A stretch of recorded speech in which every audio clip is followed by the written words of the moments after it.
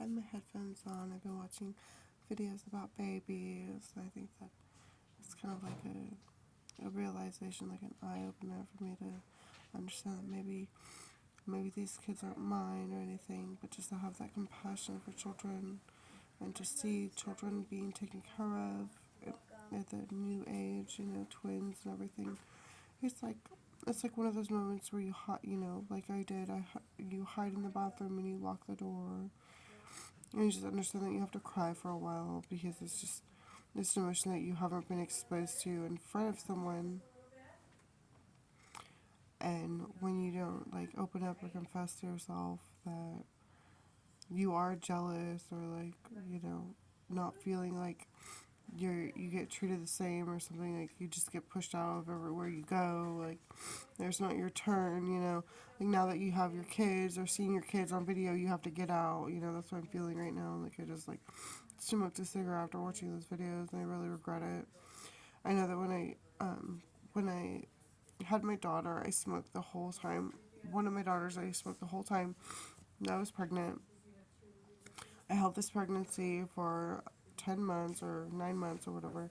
And when I gave birth to her, I decided not to breastfeed her because I was smoking cigarettes.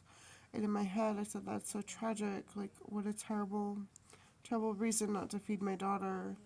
And I had Nicorette lozenges in my diaper bag because I had been trying to quit smoking. So I just quit. And I wish that I could do that again because it could save a baby's life. It could save my life. Look at my hoarse voice. I think that my neck is like shrunk and like I was strangled really bad in a jail that they had called me a child molester, and that the woman in the cell was the other woman in the one of the women in the cell was pregnant, and I had been in a fight with someone, so I was transferred to that tank, and when she was strangling me, I realized I was pregnant with my daughter. And she just like came up in my eyes, like I could see her in my eyes. I just like didn't understand, like there's something inside me, like that, just like that realization, like okay, show me, like. And so I started tapping on the lady's shoulder. Hey, just let me down, like be my friend and just let me down. And we were eventually separated, but it was quite a while that she was strangling me, so I have this throat issue. And I did give birth to my daughter. I just like they put me in a tank, a medical tank, because I had the pregnancy or whatever, or maybe it was because I was hurt or strangled really bad, and obviously a loser or something. Like you can't stay fighting everybody if you're some loser, So I was in a tank and they were talking to a man on the outside of the cell that was supposedly raping children because the medical tank is next to it's a PC tank, it's private custody or whatever. So they put child molesters in there so they aren't murdered and everything like that. And I guess they question them all the time or something. But it was like one of those moments where I realized that he's probably not talking to that man. Like I had this part of babysitting where I was like 12 years old and I thought I was gonna call the police because I was afraid of molestation. Like I was a molested kid, so I mean it's probably not the right reaction because the police are a really really big deal, but it's a reaction that prevented me from molesting somebody. So I had agreed with it for a while, but now that I think about it, I could have just called their grandma and said, "Hey, Miss Grandma, come get them. Like, we have no food or nothing to do, I'm getting distraught or whatever." It's just like really embarrassing to see myself, like, as a woman thinking I'm being strangled in a tank for nothing when I had been accused of child molestation. And in reality, I still had a baby. Like, even though you're a child molester, does that mean that you have babies or deliver babies? I mean, do you get murdered or do your children get taken away? It's just like one of those things you have to really prepare for and have like a lawyer for, because like if you don't if you don't defend yourself in that case, like it could carry on and on and on against you, and it did against me, and I'm really, really ashamed of that. I think I got like my hair ripped out like over and over and over again. I got like stabbed. I was even like willing to stab myself and like mutilate myself to like say that I was fornicating somewhere other than my vagina or something. It was really embarrassing. I think I went through like some type of plastic surgery maybe.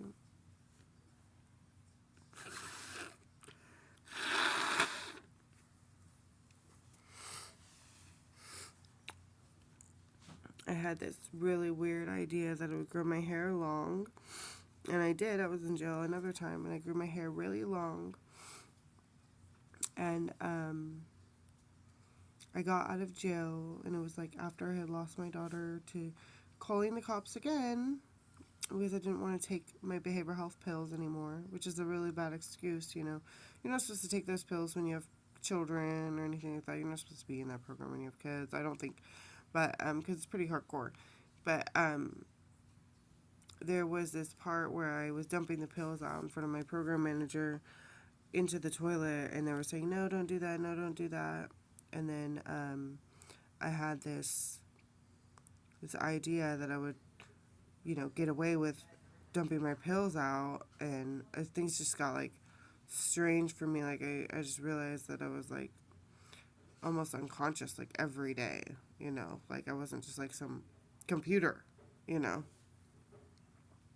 And my daughter was like so tiny, and like one morning I wake up and it's just like, oh, you're bigger, you know. And I say, oh no, I don't want to take my pills, and I'll call the cops or whatever. Grab the phone and we'll call the cops or something. And I could have called my CPS worker or an attorney or something, or like I don't know, someone. I don't really have anybody in my contacts. Maybe just like one person today, or like roommates or something. But it's just like it's one of those times where you realize like everybody works their whole entire life to have support, to raise their family, and like have a home, to take care of their family, and that's exactly what I don't have, you know. It's a shame. Like I am just like truly embarrassed. I am a US citizen and I am truly embarrassed. Some of my kids are Spanish and some of them are white. So some of them are brown Spanish kids and some of them are white kids. And I don't really know my race or anything, and I kind of get racial comments about how I'm stealing people's children, or like trying to ruin someone's family, or like, again, like accusing someone of getting me pregnant that didn't get me pregnant. And like maybe I was only shown someone's pregnancy, you know, like maybe she's not my daughter or something. But when you see that it happens to have like a reason to live, you know, I just like I couldn't understand myself when I just made that decision to just like leave jail anyway, when I knew that like it was going to be this part where I was going to be treated separately or different from everyone for so long over this fight with this one lady while I was pregnant. And like they had like just continued to beat me to where I was like being called dog, or like the B word, like eating poop, and like eating lots of poop, and not being allowed to eat food, and getting like the clothes taken off of me, or being stabbed. And you get razor blades in jail, so they just like cut you and eat at you or whatever. And it's just like some miracle that somebody walks out, you know.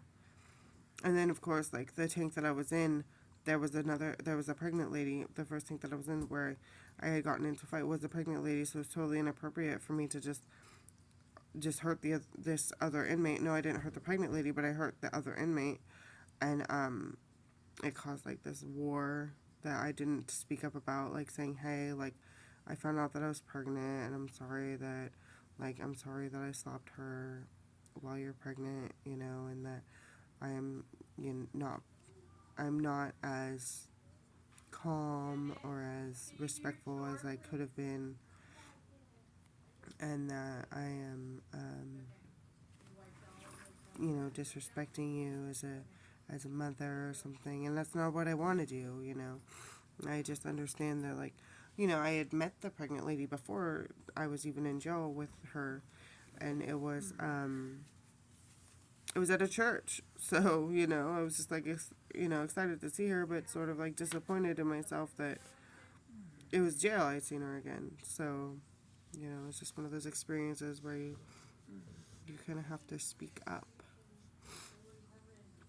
And like, when I see that my kids are in foster homes and that I'm, like being pressured to like change what I do in life because I carry someone else's pregnancy is like a really big deal, to think that I'm going to be pregnant when the person that I'm with doesn't want to have kids, and for someone to ask, like, do you really want to be pregnant with this other man? Like, no. You don't take someone else's sperm and get me pregnant, because that's not okay. Like, I don't think that he would ever agree to that. Like, I don't think I've ever talked to him before in my whole life. Like, if you just imagine some handsome guy, that doesn't mean you're gonna have a baby with him.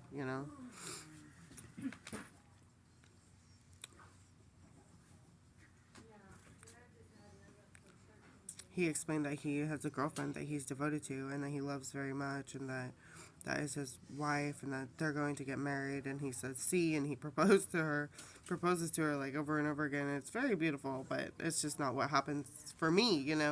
Like, I understand that they are together.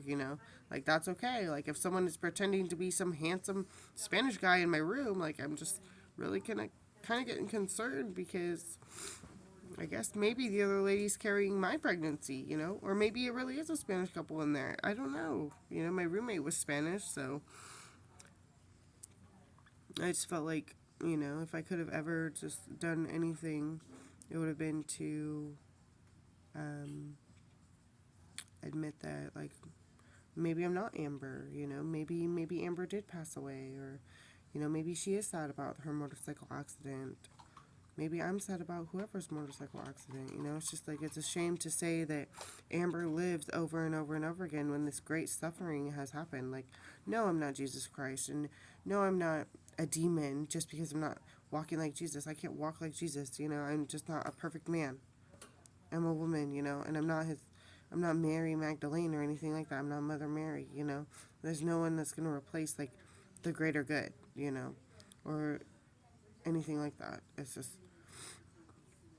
It's this like expectation of like thinking that I'm going to be a perfect mom when I'm pressured to just walk out the door, like go find somewhere else to go, you know.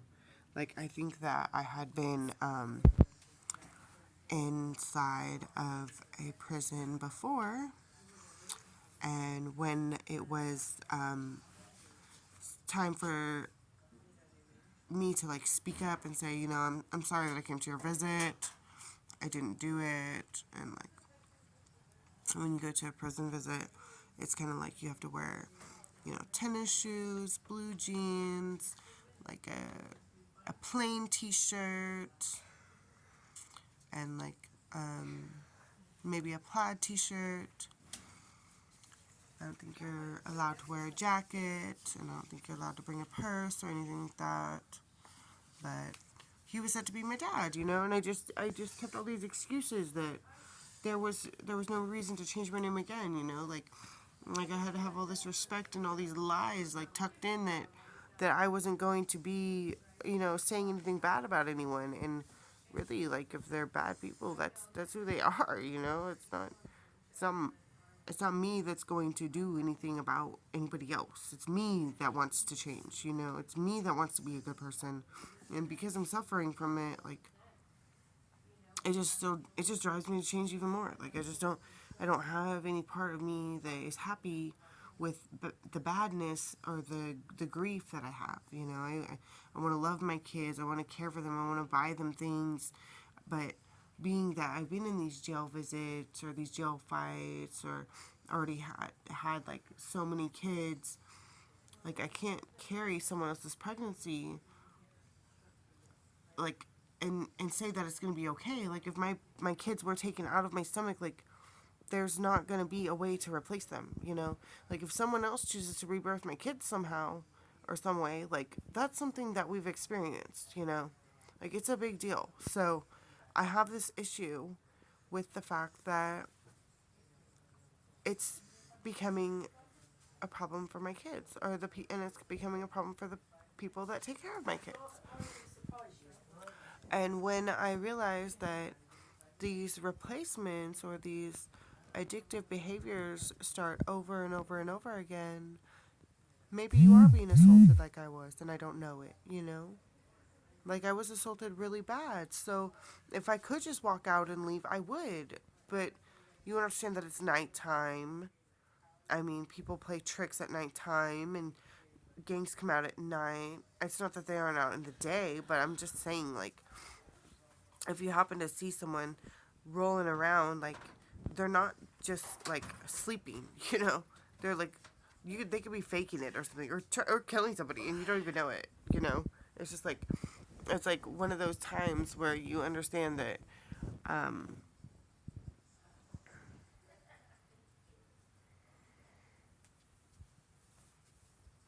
like, I'm living a life, like, somewhere else that is not as bad as what I would. It's not as bad. You know, it's just like that's what I hope, that it's not as bad. Like that's all I could say is like, okay, so it's not gonna be like, it's not gonna be hard to be a vegetarian. You know, it's not gonna be hard to give up eggs or milk or cheese or anything. Like if that makes the difference, like that will make the difference. You know, like because I didn't breastfeed my daughter, like why can't I be you know, give up milk and cheese and eggs? You know, like that just makes sense, right? Like if I'm so selfish with my daughter, like why am I eating cheese and enchiladas and cereal and quinoa salad or whatever, or burritos, you know, pizza? Like why have I done this? Like I feel like I just like slapped myself like over and over and over again because like not only that I've had this jail fight, but because I have like a like a problem with not feeding my kids or something. Like she was right there, you know. Why didn't I ever just give her like, okay, I gave her an avocado, but I mean, one avocado, you know, it's just like one time I give her a couple of avocados, like I mashed up the avocados, like is that all you're gonna feed your kid, like her whole life, you know? Like I don't get it. It's just